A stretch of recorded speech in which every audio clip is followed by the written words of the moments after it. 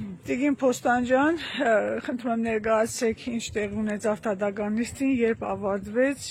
ինչ են առաջարկում քննիչները։ Դատական նիստ ավարտվեց արդեն գիշերը լուսադեմին ժամը 3:00 էր եւ բավական երկար տևեց, երկար ընթերցեց ինչ որ գաղտնալսումներից, տեքստեր էր, ինչ որ խոսակցություններ էր մեջ բերում քննիչը, բայց ոչ մի վերաբերելի խոսակցություններ դա գոյություն չուներ, այդ խոսակցությունները ինքը մեկնաբանում էր իր ուզած ձևով, բայց ամենակարևորը այն է, որ այդ խոսակցությունները, որը մեջ բերվել էին, այսինքն թղթային տարբերակից էր նա ընթերցում, դրանց կրիչները, էլեկտրոնային, թե ինչպես են դրանք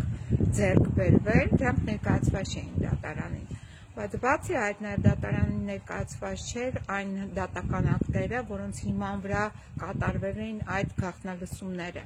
դրանք էլ ներկայացված չէին դատարանին, այսինքն մենք չունենք նաև այդ դատական ակտերը։ Բայց պարզվում է քաղաքապետ դառնալուց անմիջապես հետո դատարան են մտնում եւ ստանում են որոշում գաղտնալսելու պարոն Վարդան Ղուկասյանին իր բնակարանում, իր ավտոմեքենայում, այսինքն այդ օպերատիվ հետախուզական գործողությունները կատարելու իր բնակարանում, իր ավտոմեքենայում, իր աշխատասենյակում, իր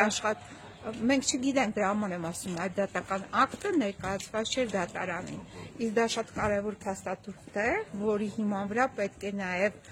որոշ չափով հիմնավորվեր հիմնավոր կասկածը։ Հետևաբար մենք արդեն կարող ենք ակնհայտորեն ասել, որ այս ընթերցանությունը որևիցե կերպ աղերս չուներ հիմնավոր կասկածի հետ։ Սա իրենք ներկայացրեցին որևիցե կապ, որ ինչ-որ մի օրենք է խախտվել, այդպիսի կապ առկա չէր։ Իսկ այդ կաշառքի հետ կապված պատմությունը ուրեմն տեսեք, եղել է նախկինում երկար տարիներ աշխատող այդ քաղաքապետարանի ճարտարապետը, որը ինչ-որ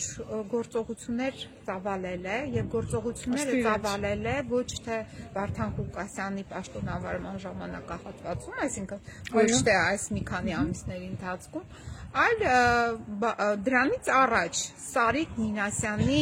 պաշտոնավարման ժամանակահատվածում հենց այդպես է գրված էր, այսինքն հանրային քրեական հետապնդում հարուցելու որոշման մեջ գրված էր մի քանի դրվագներ, որոնք վերաբերելի են 2024-25 թվականների փետրվար ամսին, այսինքն երբ պաշտոնավարում էր Սարիկ Մինասյանը, եւ այնտեղ գրված էր, որ ստացել է կաշառք, այսինքն ստացել է կաշառք, այդպես է ճարտարապետը, այո, ճարտարապետը, հիմա այս ճարտարապետի գործին հարուցված միացրել են այս մի դրվագը, իբրև թե արդեն Վարդան Ղուկասյանն էլ է ներգրավված այդ նույն անձի եւ մնացած ինչ-որ մարդկանց հետ, ովքեր առնչություն ունեն այդ ճարտարապետի հետ, այսպես է համենայն դեպս ձևակերպումները։ Չեմ ուզում խախտել նաեւ ամմողության կարգավարկածը նաեւ այդ ճարտարապետի, բայց ճարտարապետի գործունեությունը կապ ուներ Սարիկ Մինասյանի հետ։ Հիմա պետք է ճշտել Սարիկ Մինասյանը, որ քաղաքապետի պաշտոնակատարներ այդ ժամանակ ինչ գործառույթներ է արել այդ ճարտարապետի հետ։ Եվ ինչ էին ուզում քննիչները, ինչ կանեն ուզում։ Ուզում էին կալանավորում 2 ամիս ժամկետով, այո, այդ ծայրահեղ միջոցն էին ուզում, եւ դատավորն էլ ինքն էլ որոշ հարցեր հղեց քննիչներին։ Մենք էլ հղեցինք մեր, այսինքն հայտարարությունները նաև արեցինք, դրանով եզրափակվեց այս երբ կհրապարակվի որոշումը, ինչ ասվեց։ Առավոտ ժամը 9:45։ Հարգելի քաղաքացիներ, հարգելի ժողով, ֆիքսենք, որ առավոտ